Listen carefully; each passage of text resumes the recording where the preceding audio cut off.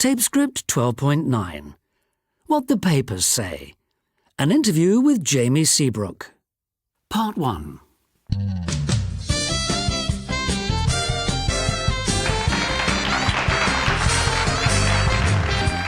now for my final guest. He's a singer and songwriter who's been in the music business for 20 years. He still performs sellout concerts in front of 50,000 people. But his life hasn't all been easy. He's had problems with his family, and he's been in trouble with the law.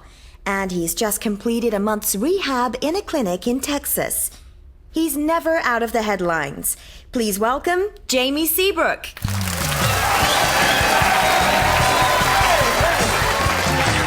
Hello, good evening. Now, Jamie, you're in the newspapers and magazines every day. You are photographed wherever you go. Tell me, what do you think of the press? Well, it's kind of nice to have people who want to know all about me. Sometimes it gets to be too much, but most of the time I don't mind the press attention. I'm sure there are some reporters who really try to tell the truth, but I'm afraid that most of them make up stories to sell their newspapers. Are you saying that the stories aren't true at all? That's right. They're completely invented. Can you give us an example? Sure I can. I can give you hundreds. Part 2. 2 years ago, reporters said my career was finished and that I'd never sing again. Some friends, who are now ex-friends, said that my marriage was breaking up and that my brother and I had fallen out and had an argument about money and weren't speaking to each other. Not one word of that was true. And in fact, your career is on a high. I've just recorded a new album and my marriage is fine. Sally and I have just celebrated our 15th wedding anniversary. Oh. And my brother and I get on just fine.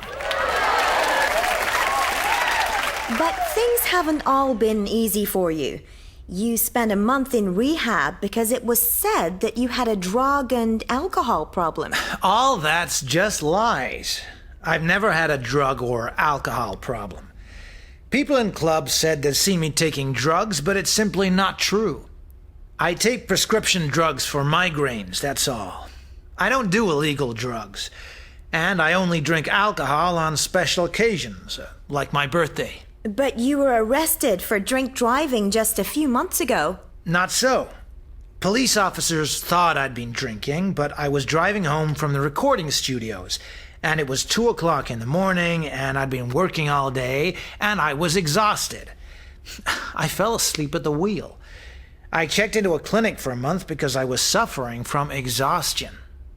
Now, you had another legal problem recently.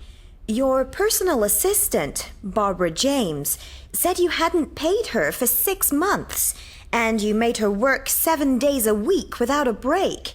Is that true? It broke my heart when Barbara, my PA, said those things about me. I treated her like my own family. When I met her, she was nothing, and I gave her everything. None of what she says is true. Part 3. I read that you have become a Buddhist, that you have stopped eating meat, that you spend 4 hours a day meditating, and that you are going to give half your future income to charity.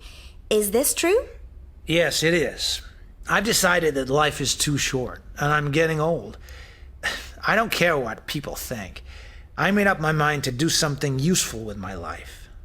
Now, when this story broke a few days ago, the news presenter on NBC's Morning News refused to read the story, saying that there were much more serious stories that deserved attention and that you were just a celebrity. What do you say to that? I can't control what the press says about me. I have to be true to myself. I live my life as honestly as I can. I try to be nice to everyone around me. If you're in the public eye, then you have to be prepared to have some pretty terrible things said about you. I know what's true about me and what's a lie, but I can't change what is said about me in the newspapers and on the television. Well, sadly, our time has run out, and we've come to the end of the show. A big thank you to my guest, Jamie Seabrook, and good luck with the new album. Thank you. It's been a pleasure.